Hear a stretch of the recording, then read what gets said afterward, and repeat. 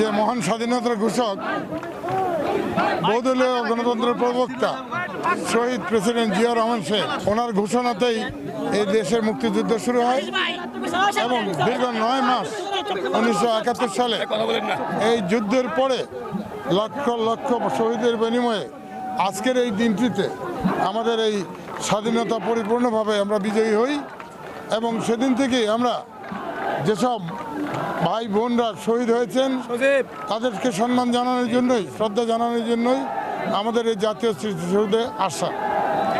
আমরা প্রত্যাশা করছি ফ্যাসিস্ট সরকার শেখ হাসিনা যেভাবে গণতন্ত্র হরণ করে ফেলেছিলেন সেই গণতন্ত্র পুনরুদ্ধার হয়েছে 24-এর ছাত্র জনতার আন্দোলনে বহু শহীদের বিনিময়ে। আমরা প্রত্যাশা করছি যে অন্তর্বর্তীকালীন সরকার আগামী ফেব্রুয়ারির 12 তারিখে মহান জাতীয় সংসদ নির্বাচন ঘোষণা করেছেন। আমরা মনে করি এটাই আমাদের জন্য একটা বড় সুযোগ, গণতন্ত্র পুনরুদ্ধার হয়েছে এবং আমরা মনে করি ফেব্রুয়ারির নির্বাচনে স্বাধীনভাবে বাংলাদেশের যে যাকে পছন্দ করবে তাকেই ভোট দিবে এবং এটা একটা ইতিহাস সৃষ্টি হবে। আমরা মনে করি আমাদের জাতীয়তাবাদী দল সর্ববৃহৎ দল, বাংলাদেশের সর্বজনপ্রিয় দল, আমাদের প্রিয়নেত্রী বেগম খালেদা জিয়া শুধু গণতন্ত্রের প্রতীকী নন, উনি জাতীয় ঐক্য হিসাবে প্রতিষ্ঠিত হয়েছেন।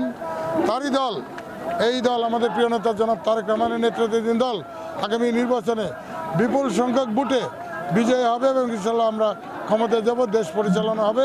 এই বিজয় দিবসটাকে স্মরণ করে দেশটাকে ঐক্যবদ্ধভাবে এগিয়ে নিতে, যেখানে থাকবে স্বচ্ছ গণতন্ত্র, থাকবে জনগণের নিরাপদ বসবাস করার সুযোগ, থাকবে না চাঁদাবাজ সন্ত্রাস, এগুলো থাকবে না, এটি আমরা প্রত্যাশা করি।